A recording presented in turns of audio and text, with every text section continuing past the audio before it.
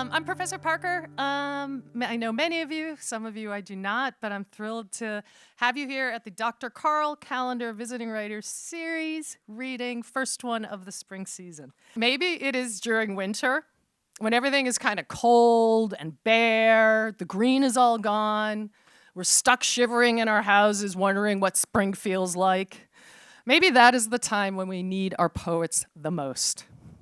You know, those are the people whose very words can get us back in touch with our humanity, who remind us that, yes, the spring does always return. It's green and warm. Whose voices tell us that even when things feel dark and never-ending, we are not alone. Omar Holman, for me, is one of those poets who understands both the winter and the spring. His work spans essays, cultural criticism, and poetry. He's been a popular performer in the spoken word scene, and with William Evans, he founded the website called Black Nerd Problems, focusing on cultural criticism laced with a lot of humor. Their episode recaps of Game of Thrones are hysterical. And the minutiae of the X-Men comic book manga, these are hysterically fun essays, most of which went completely over my head. But they're also serious, talking about gaming and gun violence, race, and our culture. And they offer a much needed perspective on pop culture from the lens of people of color. The website was a huge, huge hit, which then produced the book form, Black Nerd Problems, which is on sale back there. As the Starred Publishers Weekly Review said, it is a hugely entertaining, eminently thoughtful collection that is a masterclass in how powerful and fun cultural criticism can be. Omar's poetry is marked with a similar outward gaze. His book, We Were All Someone Else Yesterday, collects poems together that speak to family and loneliness, identity and racism, personal and public griefs. However, like in the essay collection, these poems have the ability to find humor in the painful. As Nicole Homer, the poet, said of the book, Omar Holman makes us laugh until we cry, and then cry until we laugh again. Or, as Omar himself says in one of his poems, quote, all along, laughter has been the anatomy of my prayer. Maybe each of his poems, and I'm going to beat my little weather metaphor to death, is like a snow globe. Remember snow globes? You know, you shook them up and it was all storm and blizzard, and then you let it settle and it was all quite beautiful and calm. Inside each one is that possibility.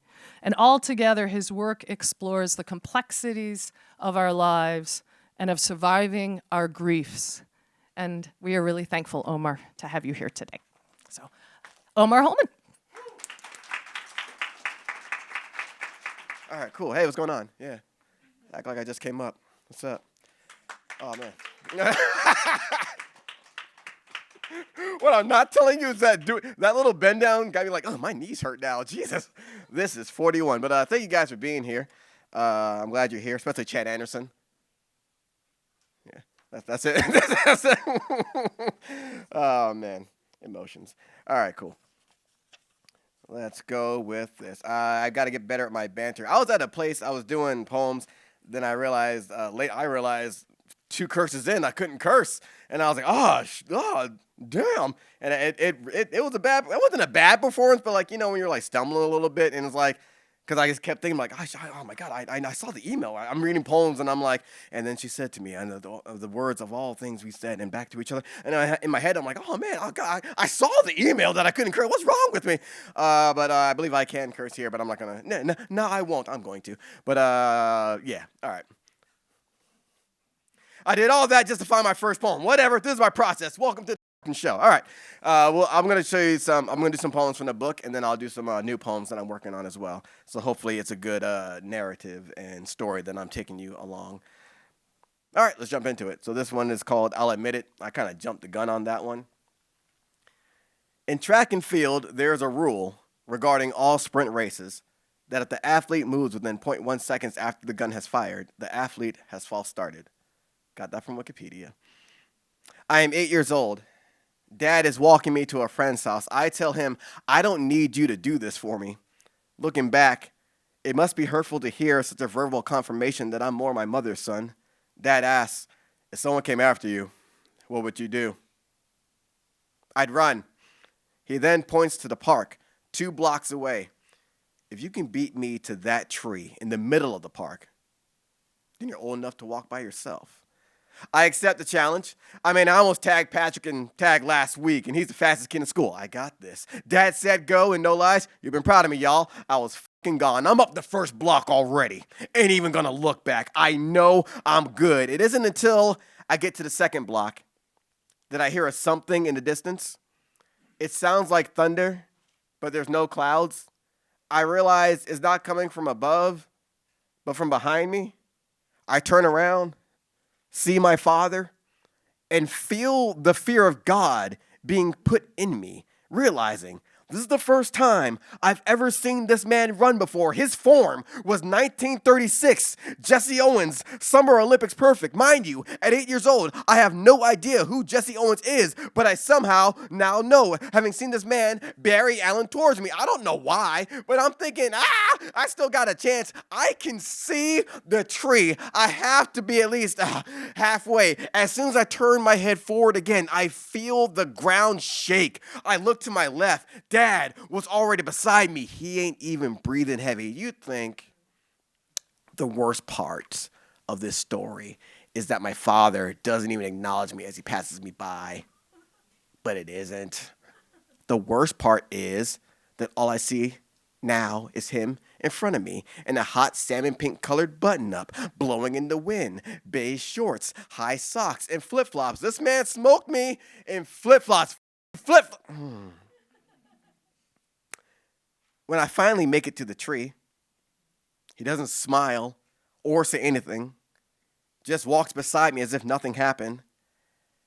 And for the rest of the way, I'm hoping that he doesn't tell Mom about this.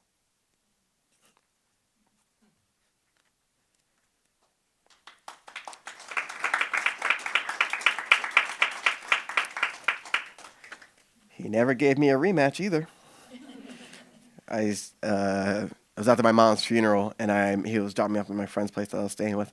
He's like, "All right, okay," and then we were just standing there, and my man gave me like a Christian side hug, and I remember we were sitting there, and I looked down the block, and I saw a tree, and I was like, "You want to race me now?" He's like, "I don't have my shoes on. I got dress shoes on." I got like, you're ducking me. This poem is called Proffer. There's a theme going here. Let's see if you can find it. In track, there's a theme. In track, when running a relay event, the best way to receive a baton pass is to judge the distance of the incoming teammate. When they're close enough, the receiver will turn away and sprint forward. The passer may shout out an audible call such as up, here, here, here, to let the receiver know that they're within passing range. The receiver will then throw an arm back, outstretched and high, palm, underhand, facing the passer. When the receiver feels the baton within their grasp, they will grip the baton and pull it into the stride. The passer will let go of the baton slightly before the receiver's pull. This must be all done within the relay zone, marked by a row of yellow triangles on the track, 20 meters apart. If the pass is not received within the zone, the team is disqualified. If the baton is dropped at any point, the team is disqualified. This event is where the idiom to pass the baton stems from, meaning to pass the job or responsibility onto someone. It's a gesture that's more crucial than simple. It depends on both teammates, like marriage.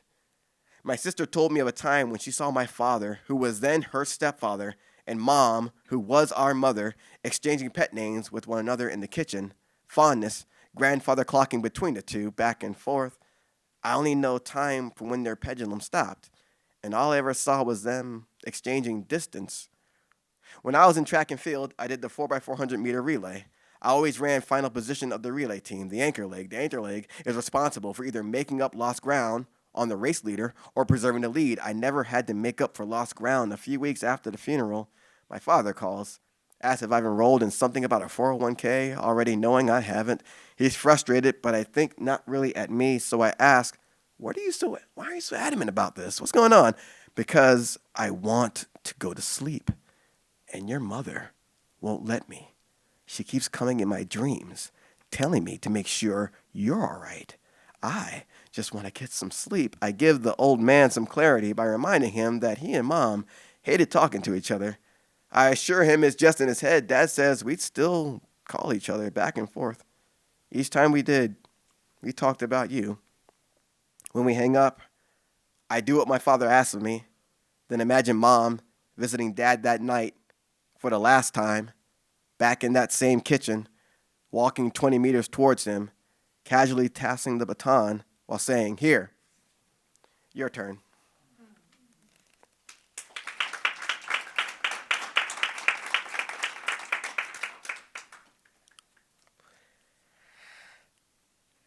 Such is genetics. Every so often, Mom stops what she's doing, takes a look at me and says, "You look like your daddy." In a manner that's playful but with a hint of hurt, as if acknowledging an unspoken betrayal of terms I was never privy to. It's like we're on opposite sides of a two-way mirror. I see a reflection of my own in her face, staring back at me. But she's on the other side, staring at me and seeing my father. She'll either scrunch her face while pursing her lips in a "ain't this some shit" manner, or reflect back to when I was a baby and remind me yet again of my first word while thinking out loud, you give them life. You bring them into this world, feed them, watch over them, bathe them, burp them, and what's the first word out of their mouth? Daddy. Then, like a broken clock about to be right for the second time in the day, Mom sighs her signature sigh, shakes her head, and says in a playfully defeated manner, "Such is life."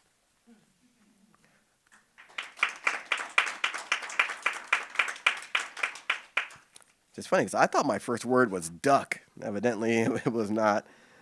I guess there's like all these different like routes we could go here, and so I guess I'll still show you more of my family. So I'll do this one. I don't really do this one often, but this is all the until it didn't happen. I'll say everything that happened in here was an actual conversation, and this was one of my favorite ones. And I guess you'll see why. This depends on the height of the bridge. When my brother Travis found out his daughter was making prank phone calls, the car ride back home turned courtroom. The only defense her defense team could present to Travis, now staring into the rearview mirror at her, as his father had once done to him, was, "But everyone else was doing it." My brother unconsciously channels our mother and speaks the words she uttered, same as her mother before her. "If all your friends were jumping off a bridge, would you jump too?"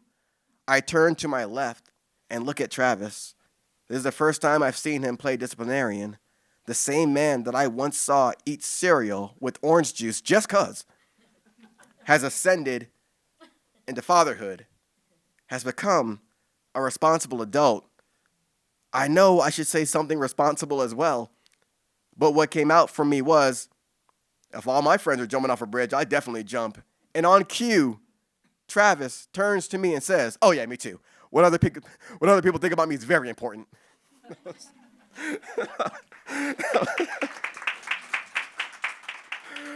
was an actual car ride, and it was I think it was Mariah, his oldest, and she was. We said that to each other. And she, "What?" That's her reaction. And now I will tell you a little bit about my sister, if I can find the poem here.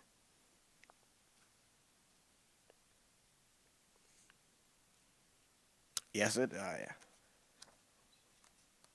Yeah, my sister loves this poem. Parts of it.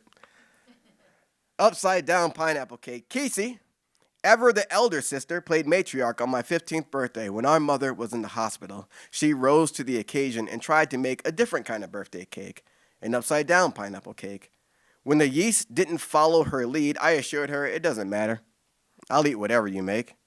She loves this part of the story. My favorite part of the story is what happened a year later on my 16th birthday when Mom walked out the kitchen carrying an upside down pineapple cake, saying, "Oh, I just gave it a shot," in her modest southern, what, this old thing manner. The cake was symmetrically perfect. Individual pineapple rings baked into golden halos surrounded by feathers of brown sugar. She even used pineapple juice in the batter. Who does that? We weren't about to eat a cake. We were about to literally consume art. And I remember my sister saying, "Wow, that looks great," but looking like she wanted to say, "Really, lady? Really? You bitch." I remember my mom saying, "Yeah, I never tried to make this before," but looking like she was really saying, "Yeah, that's right. First try. I still run this." uh,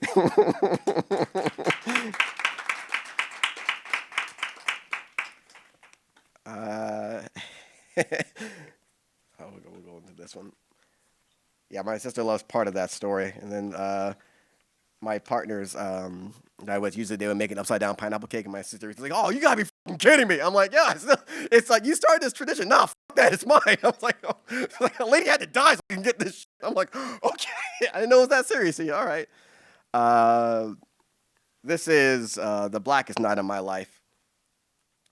The blackest night of my life was a Friday night on Frederick Douglass Boulevard in Harlem, sitting in a restaurant, enjoying the company of a macaroni and cheese-filled skillet that accompanies my first taste of catfish and grits as Tupac's Ambitions as a Writer baptizes the room and the parties where it be so packed. The most African-American night of my life was my first time in South Africa, standing in a room full of countrymen singing songs of their nation word for word by heart as I just stood there, listening to my lover sing with her countrymen. I'm here in the moment, not alone, but alone, ashamed the songs I know adhere to a different flag, American boy, stranger in a land he should call home, foreigner in a land that's for his own but not his own, where that atmosphere be so black.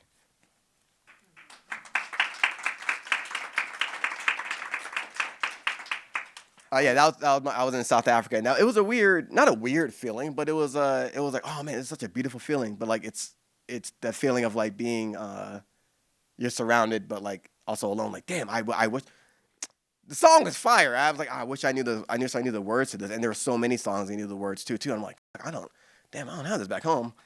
All right, I'm just gonna sing Most Def. I'm like, I'll just sing Most Def in my head. Well, and so this one is the 4C complex.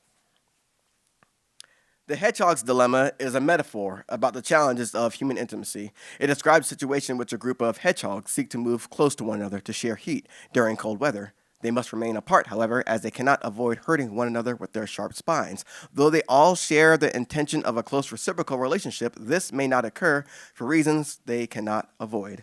The black girl dilemma, or sometimes the type 3A through 4C kinky hair dilemma, is an example about the challenges of white folks touching a black woman's hair without permission. It describes a situation in which a group of Caucasians or strangers seek to satisfy their curiosity about said black girl without awareness or consideration for said black girl's feelings, existence, or well-being. Though the Caucasian will perform a dance of words to say their intentions are well-meaning, they cannot avoid the inevitable offending of the black girl, though they mean well. Making contact with the black girl's hair, however, will not occur for reasons they both cannot avoid now. There is no term to explain the occurrence of when a black girl and black boy explore one another's hair, but I came close to defining it in a bar in Brooklyn when I had been black boy sitting with black girl, the both of us attempting to water to wine ourselves from strangers to friends. And what better way than the decision to navigate her fingers through the soft of my forest? Notice her mouth reveal a crescent moon when she sees her fingers disappear into my midnight. I raise my hand, stop, then ask, "May I touch your hair?" She replies, "Yes, you may." I feel there's something more to be said when a black woman gives you permission to touch her hair. art, God. And how do you describe this texture of God? This chorus of course, a thick quilted hymn. When a black woman gives you permission to touch her hair, it's a front row seat to so much sky, a crown of clouds that look like a succulent. No, a weeping willow. Maybe a heart shaped to bloom in full. I don't have the words. Just a calm of trust running my fingers around the summit of her hair. For us, we're exploring each other's altars, but I imagine to onlookers, the both of us, hair thick as quills, must look like two hedgehogs, admiring each other's spines.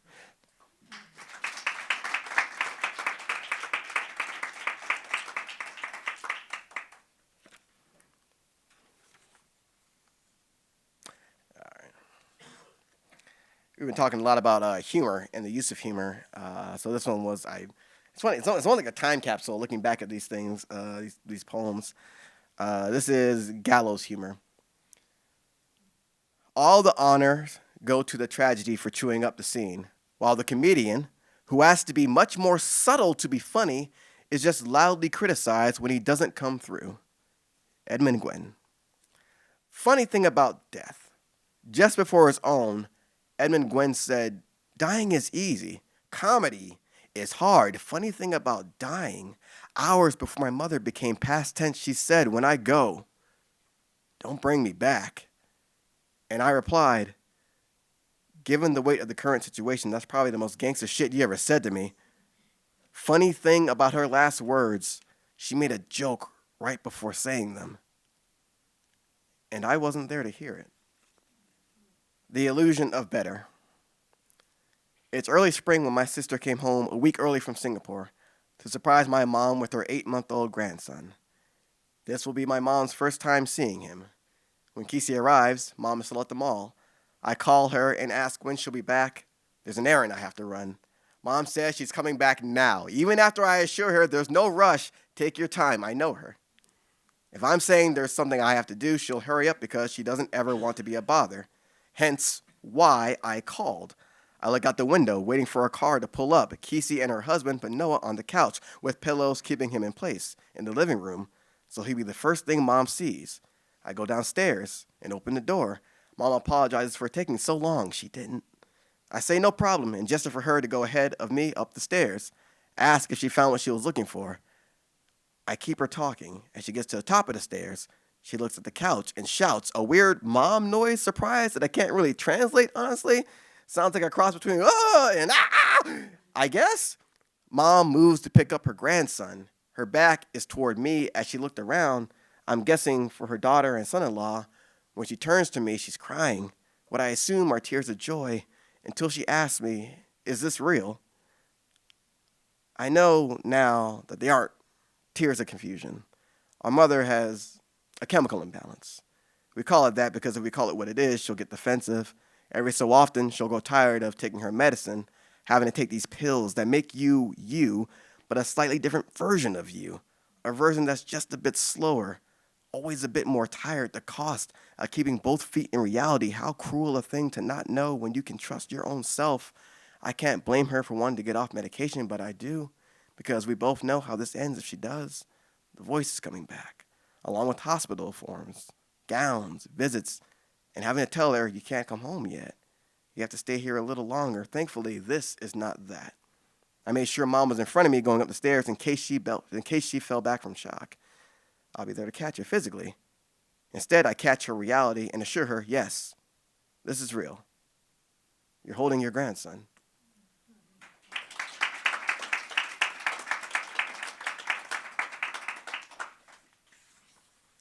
So I've been talking about my sister, my mom, my brother a bit, and my dad. So let me introduce you to my nephew. And this is back when he was younger. He is a teenager now. So this is having the talk with my nephew. I pulled my nephew aside and gave him a stern talk when he wasn't following directions. What are you doing? You keep rushing ahead, not thinking about what's in front of you. You can't run out in the world like that. I'm not always going to be here to save you, and I can't protect you if I don't see you. What if you got stuck over there? You've only got one life, man. You have to be more aware of your surroundings. Do you understand me? You don't want to die, right? That's not what you want, right? Okay then, get it together and eat, stomp, or throw the balls of yarn and eat these fucking Shy Guys, man. Stop running into them. Hey, you said you wanted my help in Yoshi's Woolly World. You gotta be calm playing this or end up like Super Smash Bros. All over again. In Yoshi's Woolly World, you play as these two little baby Marios, and you gotta like get balls of yarn and stuff. He kept running ahead of me and dying and just laughing about it. And this is how am I supposed to explain regular human interactions between consensual adults to my kid? Noah, age 8. They've been together forever. Me, that's because they're dating each other. Noah, what is dating? Inner me shit. He courted me into being a responsible adult. Me, well, when a boy and a girl, or a girl and a girl, or a boy and a boy, or just two or more people like one another and spend time together on purpose. Noah, if it's a boy and a boy, or a girl and a girl, that means they're gay. Me, yeah, which is normal. Noah, yeah. Is my hot dog ready? Me, yeah. Noah, how many girlfriends have you had? Inner me, I thought I was home free. Me, how many do you have? Noah, none. Me, all right then. I've dated a few.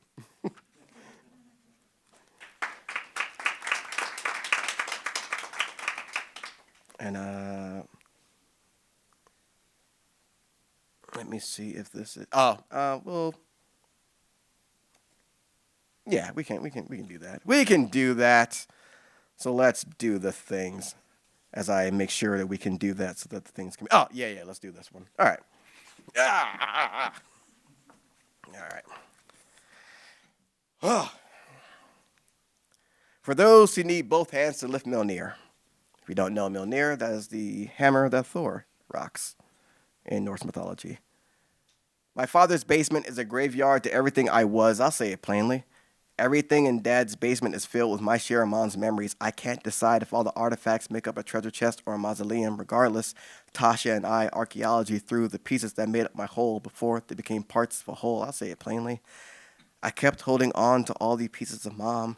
Now it's time to see what keepsakes I'll keep because I keep everything well kept inside, but physically I can't keep everything unkept as everything I've kept bottled up isn't keeping well.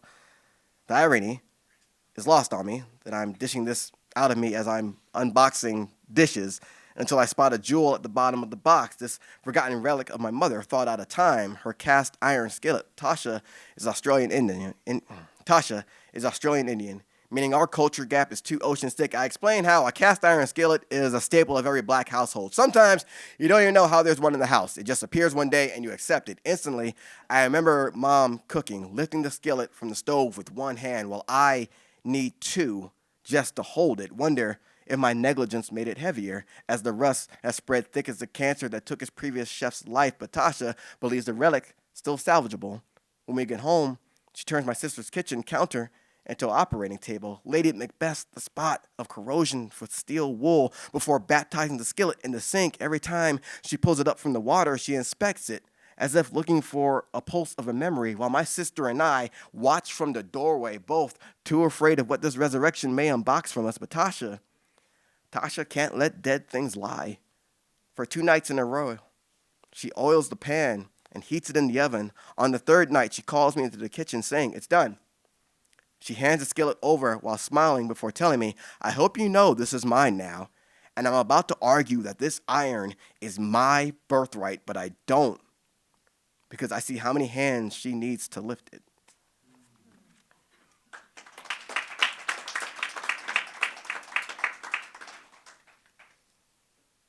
Through the fray. Boxing is a sweet science, a combination of punches, jab, cross, hook, uppercut, where the most devastating punches is the one you don't see. Life is an unfair, fair fight.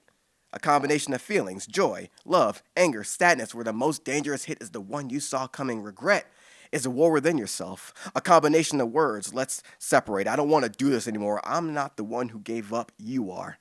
Where the most violent strike is the hurt you let shape you.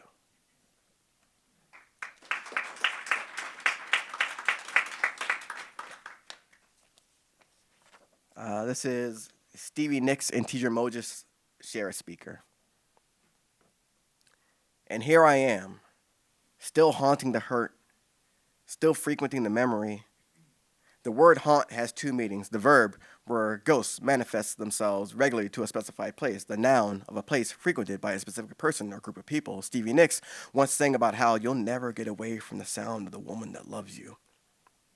And here I am, haunted by a love song's chorus, as Teacher Moses leans out the passenger window singing, and I wonder if you even notice me at all. This isn't my song, it was her song still. Each time I hear her say, and I wonder if you even notice me at all. I can feel Tidra parting the memory between who I was and currently am, while Stevie nicks the same memory with the reminder that time casts a spell on you, but you won't forget me. I'll follow you down till the sound of my voice will haunt you, and I wonder if she even notices me at all.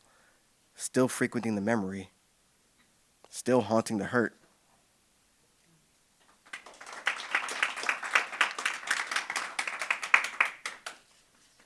On the bad days, I'm dealing with depression. Morning is a sight I'm surprised to see. The bed, a grave I can't dig myself out of just yet. A coffin with a moonlight ceiling. The comforter provides little comfort. A blanket weighted with guilt, waiting to be dealt with at this wake. I mean, I'm awake, not a wake. I'm woke, but the cousin of sleep asks if I gave any more thought to having that first conversation with that first cousin. I don't answer, which says more than I want it to. Depression makes me think about that a lot. Makes me think about who I've let down and how. Makes me feel like a burden. A fuck up holding a fistful of quit. A ship that couldn't even wreck right. But on the good days, I'm not dealing with depression.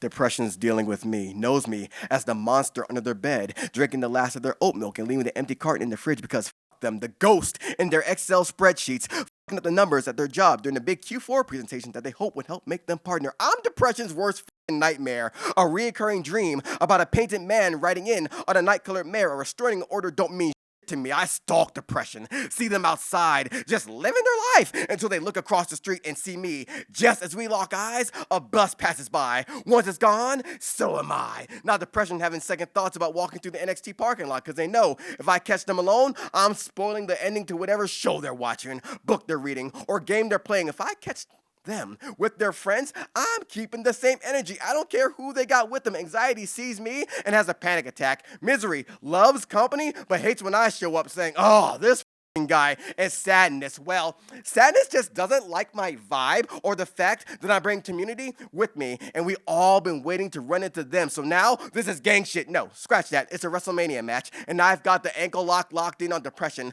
The referee trying to stop the fight because depression already tapped out. They're already tapped out, but I'm not stopping till their ankle sounds like a Rice Krispies treat getting unwrapped and eaten from the back. I'm not stopping till the health insurance denies their claim. I'm not stopping till the color commentary team is saying that mood has a disorder. That's enough, but it's not enough. Not until I give depression a bad case of itself. And it's at a session with this therapist who's asking, have you ever stopped to think that maybe you're the problem? Then, as depression contemplates the question, I break into their session and tell them nothing. I'm just here to drop off the therapist's lunch that they forgot at my place. I then leave while staring depression in the face, mouthing, no one will ever believe you. I'm not suffering depression. Depression is suffering me. And I don't know if tomorrow will be a good or bad day. I just know I won't be surprised.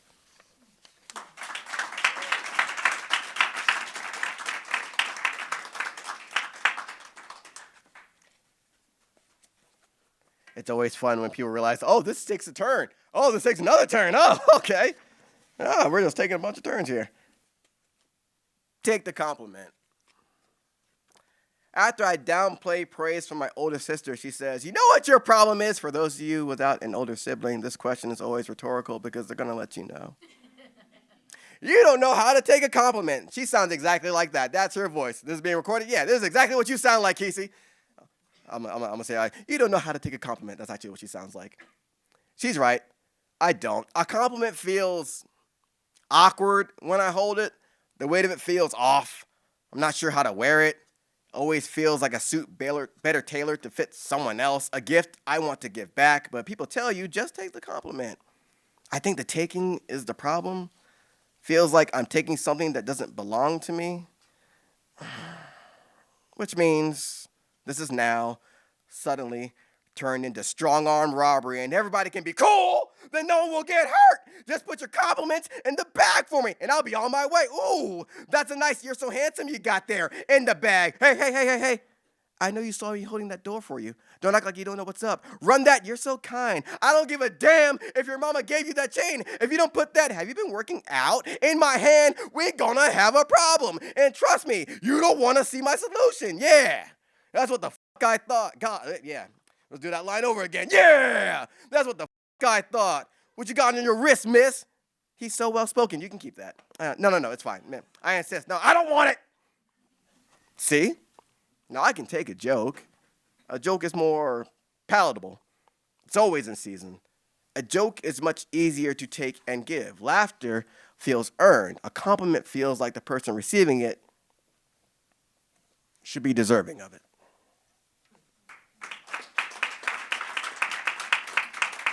You see where I'm at here? We're at, oh yeah. 6 minutes. I think that's enough for 2 more poems and then or am I right? Yeah, okay, so I would do these. Thank you for being here. I'll do these last 2. I'm really, I'm quite proud of these next 2 poems. And so all the ones from the paper are the new stuff.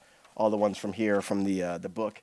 I was going to read a Mario Kart poem. I don't have my Black and Problems book with me. But it's really just me telling me, just really me asking like, who in here is a fan of Mario Kart? Is you guys any fans of Mario Kart in here? I'll all you up in Mario Kart. None of you can see me. I am that nasty in Mario Kart. I throw hands. And when I say hands, I don't mean like hands and fisticuffs. I mean a group of bananas. That's what you call a hand. That's what I do. I'm an asshole. I don't use a blue shell either. Nah, red shell, green shell. I get it the mud way. But that's really all the poem is. That's me. And it's saying like, oh, Mario Kart doesn't like shape you as a good person. Nah, you a villain. Don't be good and be in this game. Nah, good don't exist here. Just pain. Who's your favorite character to play as? Wario. I love the bombs. Yeah, I'm talking Double Dash too. I'm like Double Dash with King Boo, Wario on the Great Pipes. That's my team. To the left of me. That's my team. Yeah, listen, we all need to be humbled some way. But I stay on. There might be footage of me falling off on Twitch, but whatever. I stayed on, damn it, when it counts. So I'll do these last 2 poems, and I hope you, if you don't enjoy them, whatever, man. I enjoyed them, but I do hope you enjoy them. This is 3 months of forever. When I first came to be, the world loved me, couldn't get enough. Open invitations to celebrations, gatherings, and unions. Stereos drowned me in gold. Speakers boxed me in diamonds. Radios cemented my legacy onto a platinum plaque. The summer made me beautiful. And I gave the world 3 months of forever in a single song. Funny how forever is never long enough. Time has a tendency to alchemy new to nostalgia. The world will only want my familiar for a spell, which is a hard success to swallow. In autumn, I'll fade, till I've forgotten everything that made me a celebration, a gathering, a union. By winter, I'll be a one-hit wonder, serenading an empty dance floor.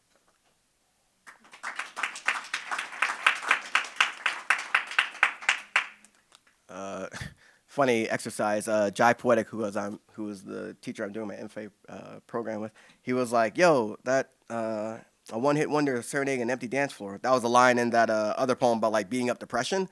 And it was like, "Oh, a ship that couldn't even wreck right, a one-hit wonder serenading an empty dance floor." He was like, "Nah, this is a separate poem of itself. Take this and make this a poem." I was like, "Huh?" I was like, and he does that line like, and that with that is like, "Oh, this is something else here," and like, and sometimes like the end of your poem comes earlier than you think it does, and it's not at the end. So I was like, oh, so that one's an example of like I was sitting down at the retreat like, oh God, let me know.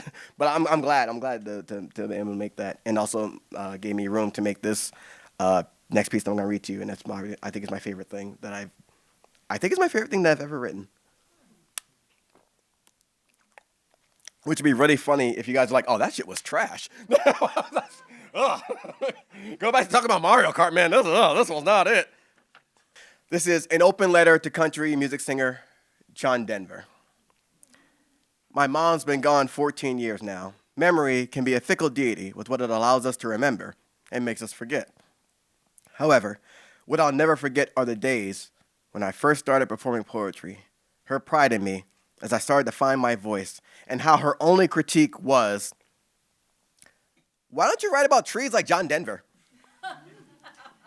He was the poet laureate of Colorado. John Denver sings about the countryside. John Denver sings about nature. Why don't you do that?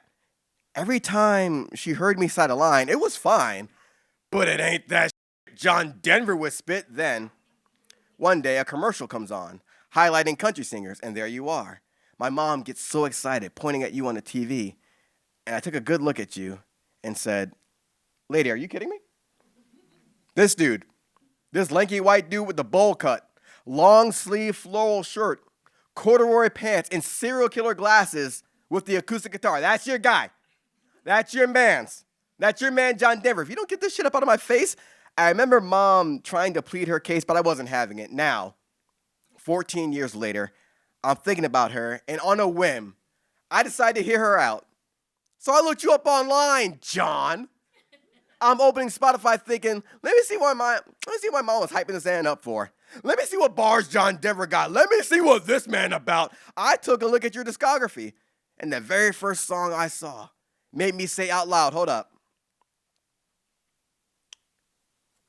He sang Take Me Home Country Roads. Hey, yo, John. No, I'm sorry. Mr. Denver. I'm sorry. I didn't know that was you, sir. My mom and siblings were all born in North Carolina. I was born in Connecticut. She called me a city boy, but even I know country roads goes. I can admit when I'm wrong and in the presence of greatness. My bad. The bowl cut threw me off. I didn't know you abided by the anime rule of when you see someone with a bowl cut, they're a problem. I listened to the next song.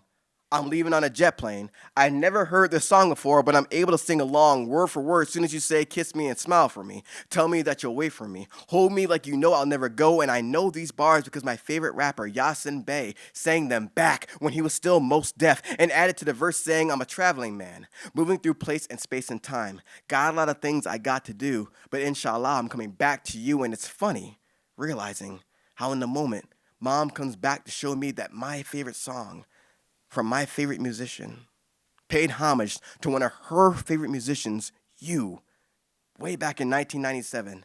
Just 1 month after you died, I cried when I wrote this because the times when life decides to be fair tend to be poetic. I think of how my mom can do this neat little trick where she doesn't have to be around anymore and can still find a way to be right. But that's another poem. So let's get back to how I didn't know you were OG certified. You dropped 300 songs and wrote 200 of them. Your pen game on. Everybody shut the up now. It all made sense. You were rocking a long sleeve floral shirt cause you earned your flowers. Serial killer glasses cause you're humanitarian, but still killing this shit. You named an album, Poems, Prayers, and Promises on some triple double shit. A sicko with the similes. This man, John Denver, said, you fill up my senses like a night in the forest, like the mountains in springtime, like a walk in the rain, like a storm in the desert, like a sleepy blue ocean. I said out loud, Mom, you were right. I get it. His imagery, legit. Then I saw a pic of you in a different fit and said, God damn, this country singer dripping in the drip, acoustic guitar, sitting on the hip, leather jacket, unzipped, plaid shirt, tortoiseshell frames, and that bowl cut still fresh as asking who want what now. Now that I know better, when I speak your name, I say it with respect. You're not John Denver. You're Big John Denver, the sunshine boy. You know you king of the six strings when two different states make your bangers their state songs. You know you built different when you get a DUI and the court makes you hold a benefit concert. That shit actually happened. You know you him when a black mom listens to her son's poems, smiles in pride and says, I mean, it's good. But it ain't that shit John Denver would spit. Thank y'all very much. Thanks for having me. Let's welcome your host, Suzanne Parker, back to the stage. Got a couple nerdy questions. Thank you for the Nina Simone shirt. First question, who's a bigger hater, Stink Meaner or Ruckus? And the second one is, who's your favorite non-human Green Lantern? Stink Meaner. Stinkmeaner because that man willingly drove blind just to hit people. Ruckus ain't got that hard in him. I just did a video on that. So well versed, yes. And my favorite, you said non-human Green Lantern?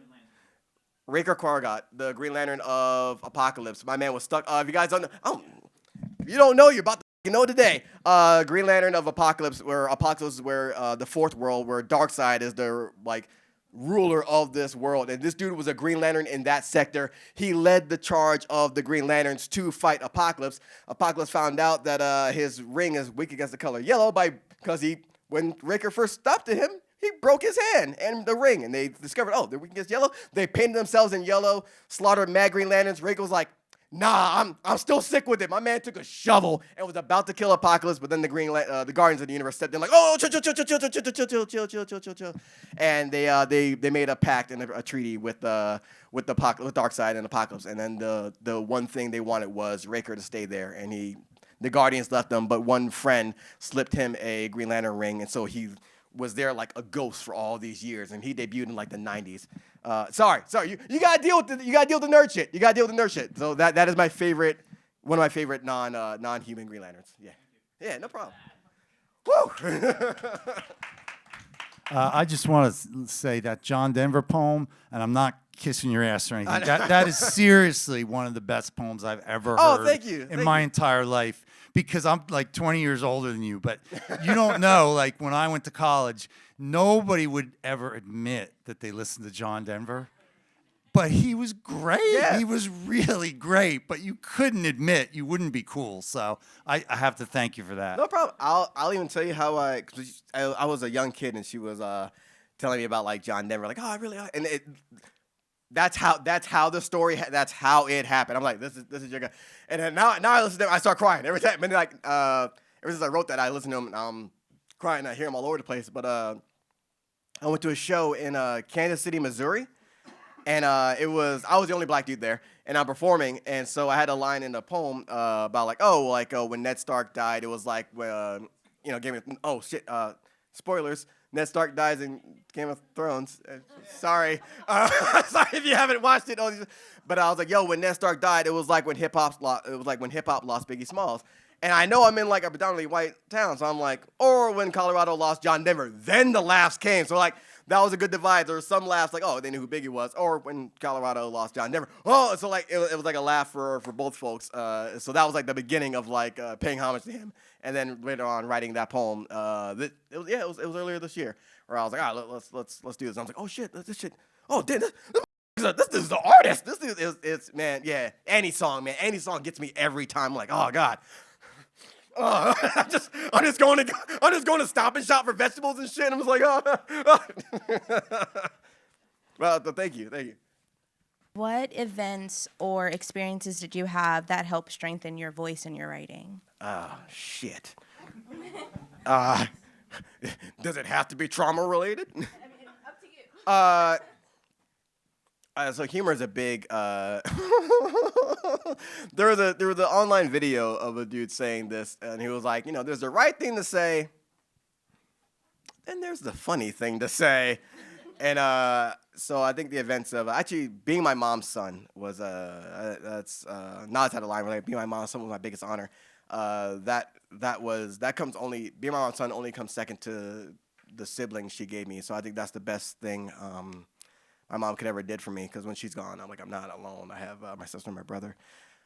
And I think being the funniest of the three of us, that's what really shaped my humor and my writing, and having that voice in writing, knowing I'm the funniest of the three of us, knowing that in my heart of hearts, I'm the So that it was really that event, and that might be my mom's son, because there was a rule in the house like, if you can make mom laugh, you might not get in that much trouble. And one time my brother was making she upside the head, like, don't make me laugh right now. So I think that was the element of humor. So I look back and I think that element of humor being in the house was really big. And also watching like stand-up comedy when I was young too, and seeing how a joke is formed, and like I wanted to always be funny and things like that. But then realizing like the time and place and the structure and how things are funny and callbacks and things like that.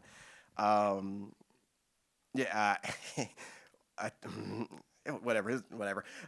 There was one time My brother said we were in the living room. My brother said something to me that made me mad, and my mom was in the kitchen, and he said something, and he was made me so upset. And so I'm looking at him. I didn't break eye contact, and I was like, Travis, mom wants you.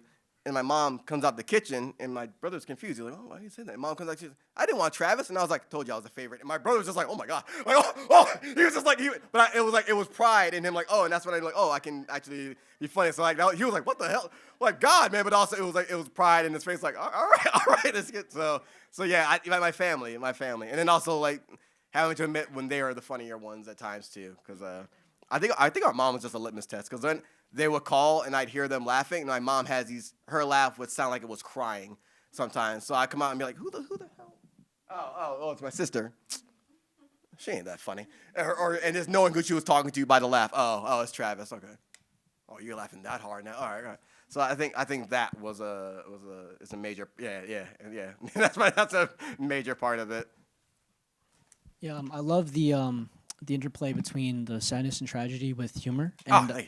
And I was curious, what is that? And as far as the emotional process in writing, what does it feel like when you are in the middle of writing it and mixing the two? Is there are they written concurrently, or are they written separately as far as the sections, or is there a feeling of whiplash when alternating between the two?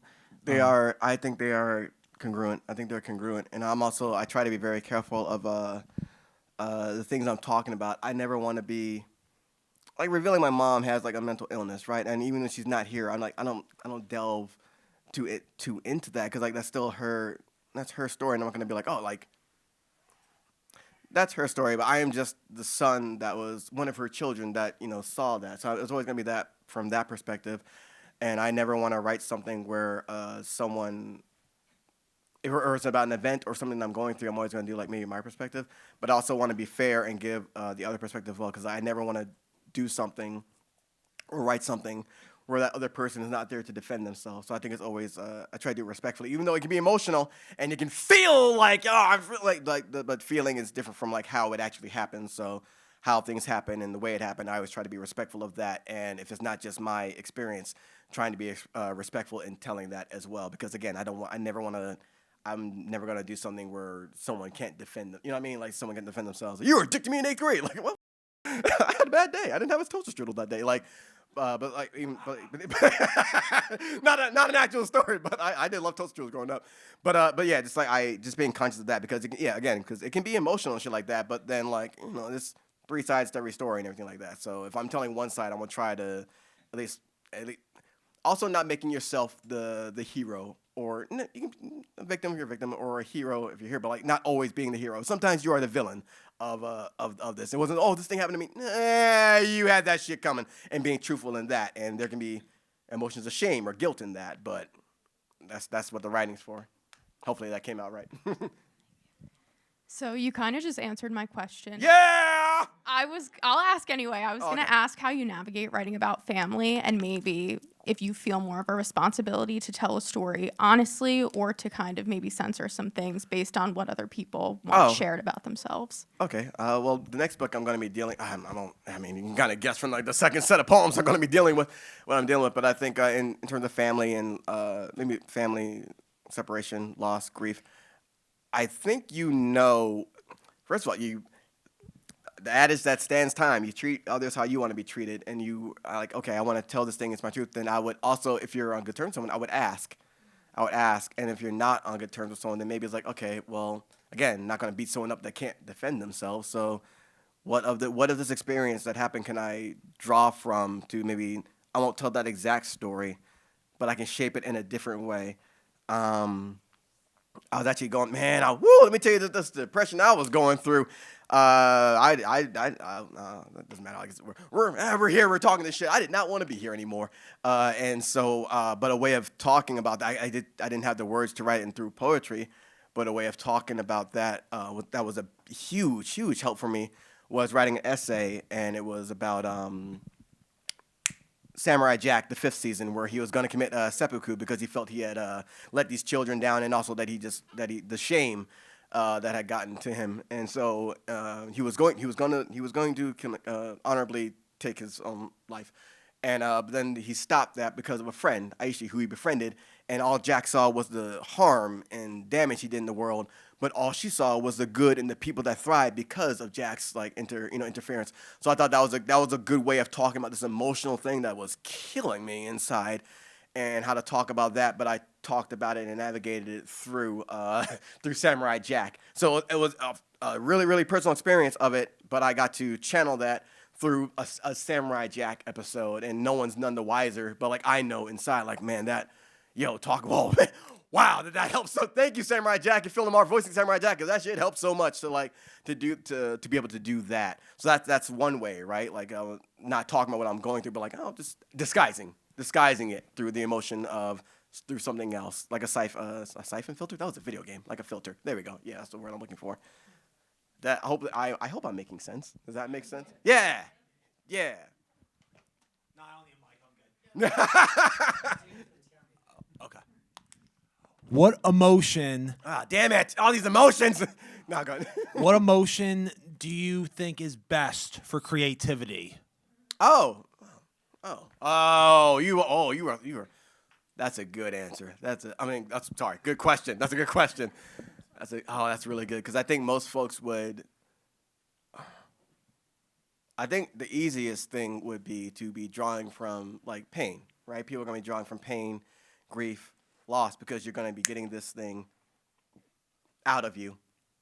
So that feels the easiest, because it's like let me get it out. I think that would be the easiest, but I think the harder thing, which is actually might be the better thing, because not a lot of people do it, would be actually focusing on joy, talking about joy. That is the harder thing, and also like I'm always big into what other folks are not doing. So I guess I would say like joy and humor is easy, but like I think joy definitely. There's a friend Jive brought up a really good poet that did it. Tuli Zuma. She focuses on joy, and you just, and especially when we were like all slamming, there was a time where you didn't see that like that, just celebrating being alive and things like that. You don't, it's usually so much of the trauma and stuff like that. And it's like, all right, which is there's nothing wrong with that. But also like sometimes as a reader, I'm reading like, oh my man, when's the light coming, dude? Jesus. So it is dope to see someone that can like, I'll take this joy and bring that forth instead. So it's something in how nice is it? Because sometimes you need a refresher to get away from like trauma and grief and loss. Like I need something light. Oh, how dope is it to be able to find someone that's written this thing or this story or these poems? Where like, oh, I can breathe now. Oh my God, like, and that's so needed too. So I think pain, trauma is the easier thing, the more common thing. The harder thing and the better thing is, I think, joy. If that makes sense. Thank you. Yeah.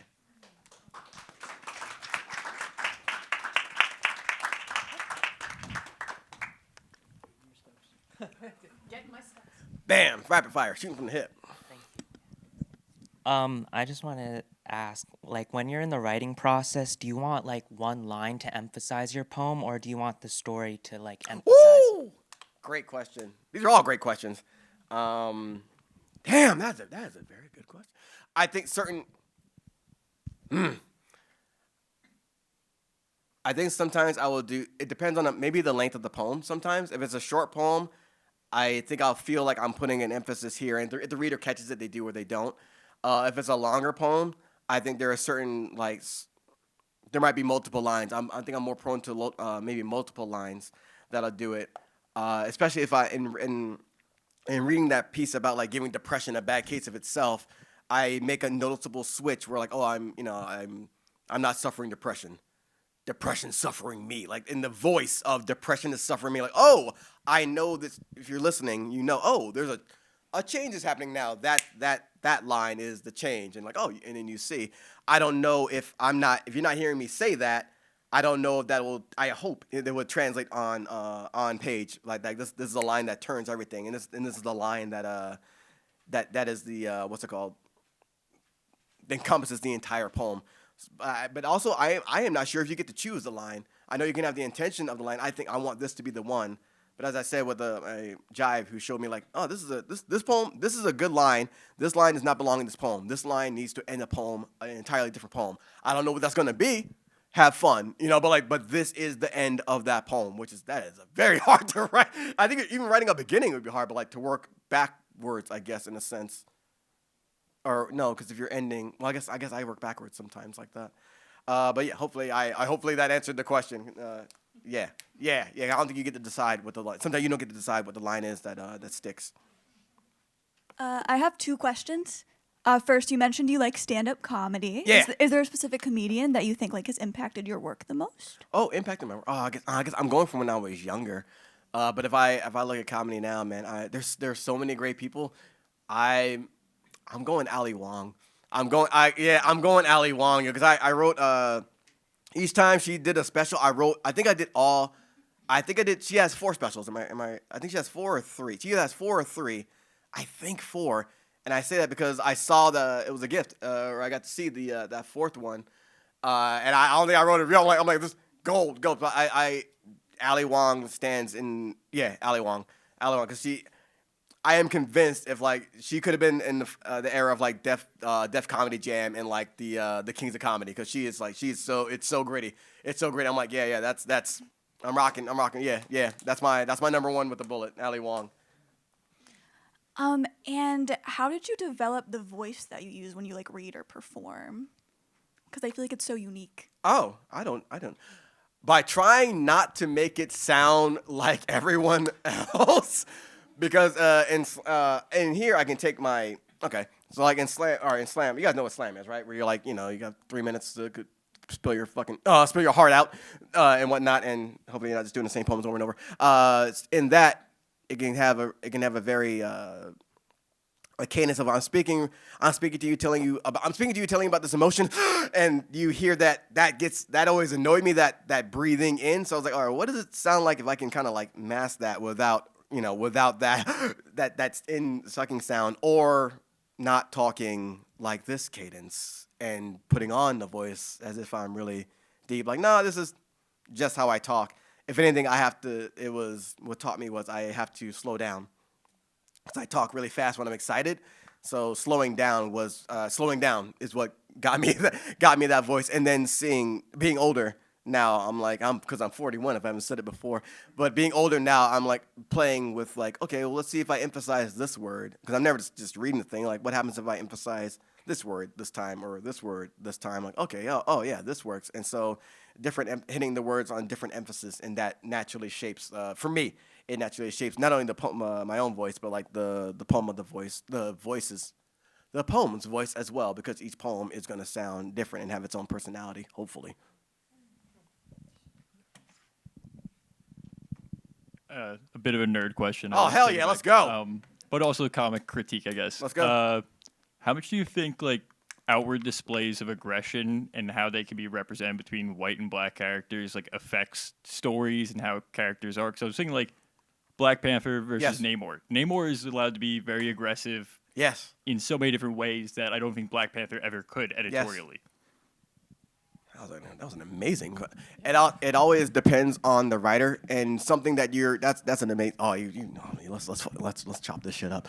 That's an amazing. You're right. You are exactly correct. But even there's an event that happens, the incursions, where these worlds are colliding together, and Black Panther, T'Challa, they know like, okay, we gotta, it's them or us, and we have this device that can blow this world up, and T'Challa is there like, okay, do it. It just takes 6 pounds of pressure to do this thing, and you'll blow up this other world until we figure out a way to solve this. And he has his ancestors and his father behind him, and his dad's telling him, yeah, do it, and he can't. He's like, there's got to be a better way. He's like, you're a king. There is no other way. What are you talking about? Like, do this shit so Wakanda stands. And he's like, I can't do this. He gets disowned by his father. Like, his father is disgusted.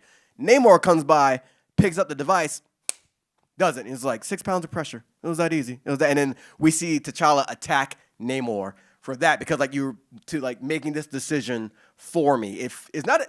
It's a moment we do not see of T'Challa as a black character, but like it's real rap raw. It's so real though that it is how he would react, especially to Namor, who has done him so dirty over time, repeatedly, and that is done by a great writer, Jonathan Hickman.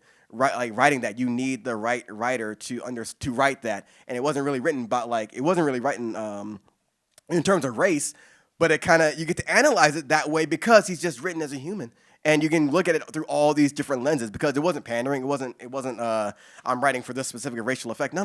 He's just writing you as a human, and then it speaks for itself. Another good moment of that is in New Avengers? No, Mighty Avengers, where that was written by Al Ewing, and it's just there's a scene where it's just Luke Cage talking to Blue Marvel, and it's just a scene of two black dudes talking, but it looks like two black guys talking about black fatherhood, and there's no race involved in that, but just by them talking about their experiences, their lived experiences, and how they judged each other harshly, and they're both fathers now. One of kids that are older, Luke Cage has a younger daughter, and it allows to be given that lens through blackness and also just humanity, just by letting them treating treating them as people. And I'm giving examples of two white writers that are doing this because this being race without centering race, but just having the black characters be human.